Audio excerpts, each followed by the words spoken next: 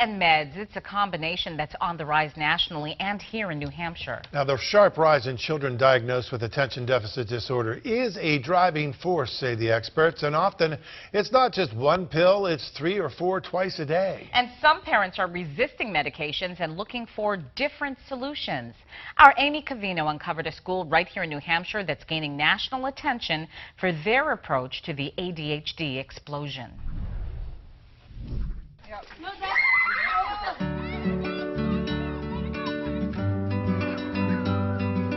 On a mountain in Rumney, New Hampshire, where there is 0 cell service and the road is dirt, sits the Hunter School. The students here are K through 8th grade, enrolled by exhausted, exasperated parents who have run out of options and are sick and tired of pills. And I always thought Mark Twain just looks a lot like Albert Einstein. Big hair, the big mustache. Ben is from California. He's going into 6th grade and is one of the 6 million children in the United States diagnosed with ADHD. Do you take medicine? Yes. And I can't, and being ADHD, Yeah. so it kind of, you're always hyper. So when you try to go to bed, you really can't. So you have to take pills for that. Pills are a way of life for most children diagnosed with attention deficit hyperactivity disorder. And statistics reveal children as young as 2 and 3 years old are taking ADHD medications like Adderall or Ritalin. According to the CDC, New Hampshire is in the middle of the pack when it comes to ADHD diagnoses. Nearly 1 in 10 are labeled ADHD. That's up from 6% in a 2007 survey. The morning I take 3. Well, I used to take 3, but I have 4. Now I take 4. But and the night I take 6. I take metformin, clonidine, Zoloft, and Abilify. Every day? Yeah. Zoe Rose is 6 and a day student here at Hunter. Most of the students live here.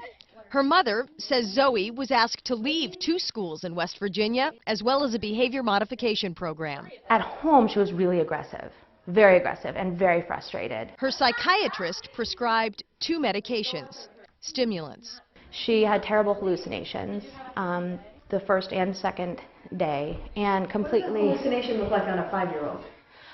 Crying and screaming and saying that she's seeing spiders falling down on her head. Lori Ferris is the director of admissions now, but started as a desperate mother with a son who was increasingly out of control. I knew, I should say, at about 18 months old.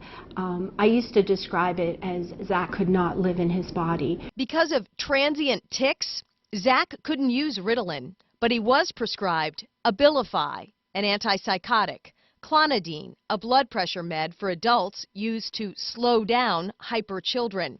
Then Lexapro, an antidepressant.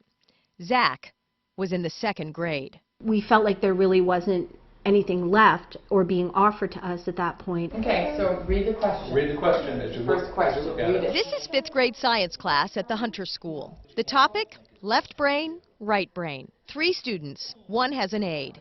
2 bounce on a stability ball while they complete a computer survey. Learning here is kinetic, but not out of control. And parents, kids, and staff say it works. It's a philosophy called energetic mindfulness. Video and television are almost non-existent here. Energetic mindfulness, which involves being aware of your thoughts and your consciousness and living life from a positive place. The school day alternates between academics and gross motor activity, fresh air, and movement. It's a matter of teaching them and creating an environment where they can learn to self-regulate, become aware of what's really going on. Most here are still taking medications, but the goal is to lessen and eliminate pills over time. It would be irresponsible to say that every child should be off medications. There are some medications that are absolutely effective and helpful at different dosages. The Hunter School works to eliminate labels like ADHD and instead shift the lens through which the behavior is viewed, from hyper to highly sensitive. What you'll notice with kids with ADHD, and I think this is really fascinating, they can focus. If it's something that they're interested in, they can hyper-focus. You're more creative when you're ADHD, but you're less to follow the instructions. Ben wants to be a scientist when he grows up and loves to read.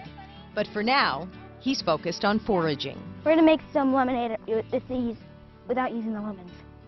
Because these taste a lot like lemons. And so we just put the sugar and the agave. Lori Ferris's son, Zach, is now completely off medications and attending public high school. Ben will go back to California at the end of the summer and attend public school as well. You can find a link to Hunter School on our website, WMUR.com. Amy Covino, WMUR News 9.